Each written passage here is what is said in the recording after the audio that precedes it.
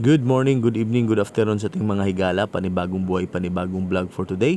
So bago ko ipapakita sa inyo ang vlog na to, magpipray lang muna tayo. Lord God, maraming salamat po sa biyayang binigay niyo po sa akin sa pang-araw-araw. Gabayan niyo po ko, Lord, para makapagpatuloy ako sa aking mga ginagawa. Ilayan niyo po ko sa kapamakan, pati na din yung subscribers, yung mga viewers ko. Itong lahat ay alay sa iyo. In Jesus' name, I pray. Amen. Alright, so walang intro. Ganito lang tayo na magpipray tayo every video. So ito makikita nyo yung mga unit na yan. Ito po ay mga CKD or as is. So may mga welded po siya. So original galing Japan.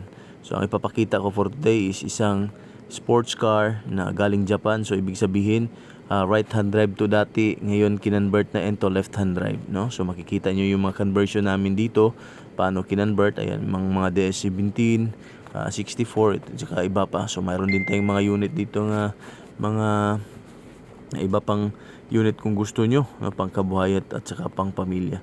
Ang kagandahan namin dito, yan yung pagbaliktad namin dito at saka yung aircon.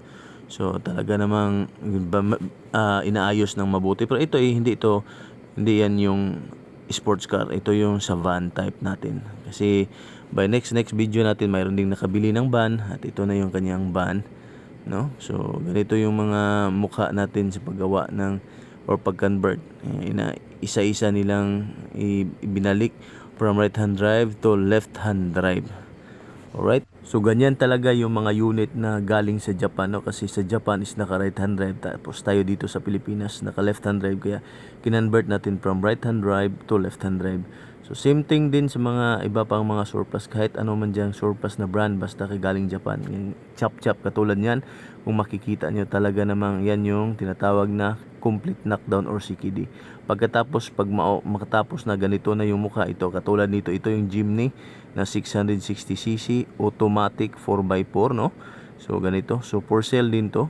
Medyo mataas nga lang yung presyuhan sa Jimny ngayon kasi naman ganito, napakatibay at saka dual purpose, no? At saka mahal yung registration nito, kaya mag-iiba. Sa mga nagtatanong dyan bakit mahal, at saka yung mga nagtatanong dyan bakit yung iba medyo mura, iwan ko lang, delikado yan sa mga no? Anyway, basta dito sa atin legal ang pag natin dyan.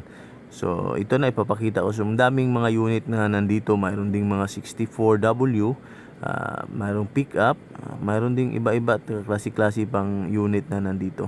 Pero ang ipapakita ko sa inyo ngayon ay isang nilalang na kung mahilig kayo ng racing, mahilig kayo sa napakalakas nito tumakbo, no? Ayan, ito isang Nissan GT, so 34. So yung year model noon before is nasa 1999 to 2000. Isa din to sa mga pinakamalakas na tumakbo doon dati. Is this is V6 twin turbo, no? Napaka talaga namang tuli nito tumakbo. So ito from right hand drive convert dito sa Pilipinas left hand drive. Kung magkano naman ito sinisell to, binibinta dati nasa 1.8 something, but now murang-mura na lang ito.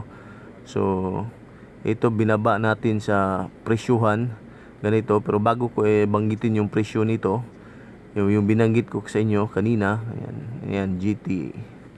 Okay, so ipapakita ko sa inyo naka-mags, ganito na yung sit up sa loob. Ayan, ito yung mga spoiler nito. Ito, ayan, may mga spoiler na ganyan talaga yung.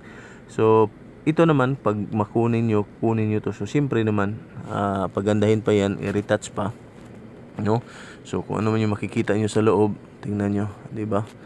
So pagandahin pa yan. This is automatic, ayan, no? So pwede kayong nito, napakalakas nito tumakbo, tsaka matulin, no? Ayan, di ba? Napakaganda. So ito naman yung presyuhan natin ito. Mayroon pa ding isang sports car doon. Kaso yan, Mercedes, Mazda, no? So ito na muna itong Nissan Skyline, yung tinatawag V6 twin turbo. So ganito. So yung presyuhan natin ito is as of now binaba lang to sa 1.6M. 1.6M na lang, no? So ayan.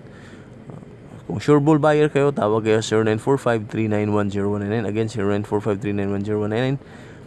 Negotiable ng konti, no? Kasi medyo mahal yung registration nito. Kaya ito, ayan yung presyuhan natin sa market, no? So hanggang dito na lang siguro yung video natin. So sa susunod na naman, hanggang sa muli, magkita-kits po tayo. May God bless you all. Bye-bye.